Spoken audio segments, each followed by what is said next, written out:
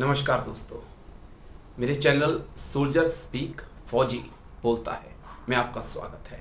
आज मणिपुर हिंसा को लेकर मुझे बात करनी है और प्रधानमंत्री मोदी से कुछ ऐसे सवाल पूछने हैं जिसका जवाब शायद इस देश की जनता को चाहिए होगा और आप सभी को यह सवाल प्रधानमंत्री मोदी से पूछने चाहिए कि आप 80 दिनों से चुप क्यों थे।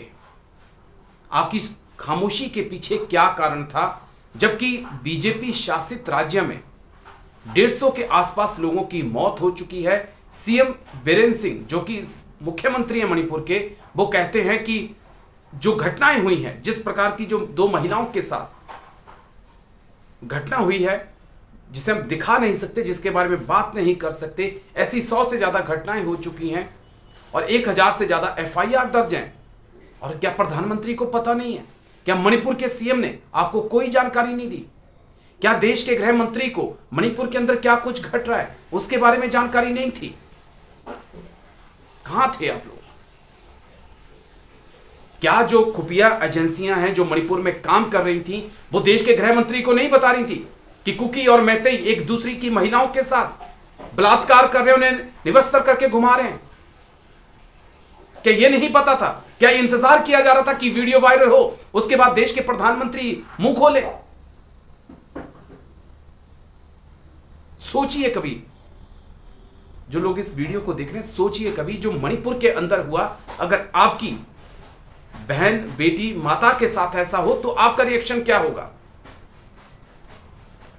और उन महिलाओं का सोचिए जिनका वीडियो वायरल हुआ, जिनके साथ ये चीजें हुई समाज में, वो क्या आने वाली जिंदगी नजर उठा के जी पाएंगी?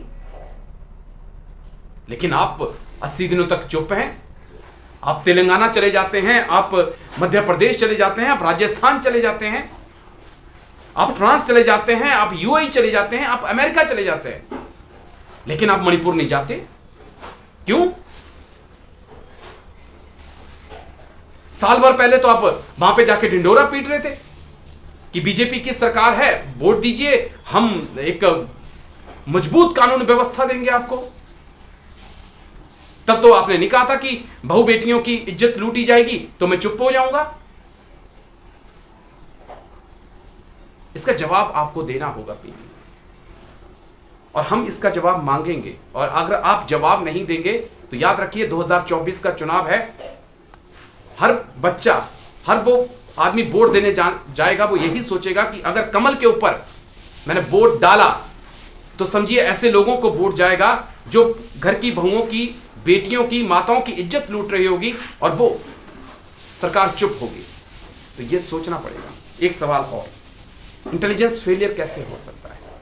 क्या 80 दिनों तक वहां पे आईवी, रॉ, जो भी तमाम खुफिया एजेंसियां हैं, उन्होंने आपको कुछ नहीं बताया? और क्या गृह मंत्री का इस्तीफा नहीं बनता है अगर गृह मंत्री को पता ही नहीं है कि मणिपुर के अंदर क्या कुछ हो रहा है?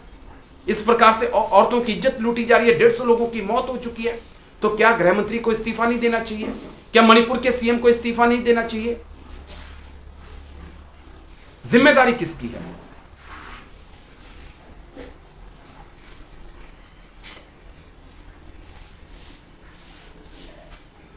दुख इस बात का है कि देश के राजनीतिक दलों को, दोस्तों ज्यादा मैं बोलूंगा नहीं, क्योंकि फौजी हूं तो जो बोलूंगा सच बोलूंगा। इस देश में वोट चाहिए सबको। बस एक जगह सरकार बन गई, दूसरी जगह पे फोकस कर दो। मणिपुर में बन गई तो असम पे फोकस कर दो, असम में बन गई तो महाराष्ट्र पे फोकस कर दो, उसके बाद जाके कर्नाटका, तेलंगाना पे फोकस कर दो। लेकिन पीछे जहां पे सरकारें बन गई हैं उनको जलते हुए छोड़ दो, उनकी फिक्र मत करो, वहां पे चुप हो जाओ, कुछ मत बोलो। और जब बोलो, और जब आप बोलने भी आए प्रधानमंत्री मोदी जी, तो आपने संसद भवन के बाहर जब कहा, आपने, हमें खुशी हुई कि दिल आपका पसीज रहा है, माफ नहीं करेंगे, लेकिन 80 दिनों बाद उसका हम क्या करेंगे? देश तो ये जानना चाहता है ना कि आप 80 दिनों से चुप क्यों थे। देश तो ये भी जानना चाहता है ना पीएम जी कि आप जब बयानबाजी कर रहे थे, जब आपने बयान मणिपुर पे दिया, तो वहां भी आप राजनीति कर गए। आप कहते हैं कि मैं छत्तीसगढ़ और राजस्थान में भी देख रहा हूं, उनके सीएम को भी बताना चाहता हूं, मणिपुर को भी बताना चाहता हूं।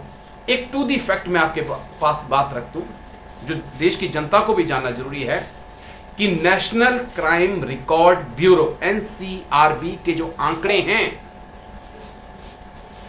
वो ये बोलते हैं कि महिला अपराध में यूपी नंबर 1 पे है। यूपी नंबर 1 पे है। राजस्थान का नंबर तीसरा आता है। दूसरे नंबर पे शायद महाराष्ट्र है, तीसरे नंबर पे राजस्थान है, फिर जाके चौथे नंबर पे मध्य प्रदेश है, 5वें नंबर पे जहां तक है मुझे याद है कि असम है। ये एनसीआरबी के लेटेस्ट आंकड़े हैं। 5 स्टेट में से 4 स्टेट प्रधानमंत्री मोदी जी बीजेपी शासित हैं, जहां पर महिलाओं से सबसे ज्यादा अपराध हो रहे हैं। लेकिन आप जब आए तब भी आपने राजनीति खेल दी। कभी तो राजनीति से ऊपर उठ जाइए, कभी तो इस देश के लिए कुछ सोचिए। हमेशा बीजेपी के लिए मत सोचिए ना, इस देश के लिए भी सोचिए। दोस्तों, मणिपुर के अंदर जो कुछ हुआ है वो बहुत निंदनीय है और उन चीजों को हम नहीं देख सकते हैं। शर्म से सर झुक जाता है। और उस इंसान का तो झुकेगा जिसके घर में बहू बेटियां होंगी, माँ बहनें होंगी, उसका तो झुकेगा। और कभी उन महिलाओं का भी सोचिए जिनके साथ इतनी घिनौनी हरकत हुई है। और अगर इंटरनेट से बैन नहीं हटता तो शायद ये चीज़ें आप हम तक पहुंचती भी नहीं और शायद प्रधानमंत्री मोदी को भी बोलने की जरूरत नहीं पड़ती। तो सोचिए आप भी और इन घटनाओं की निंदा कीजिए। जो गलत है उसको गलत बोलना सीखिए, जो सही है उसे सही बोलना सीखिए। शुक्रिया आपका। जय हिंद।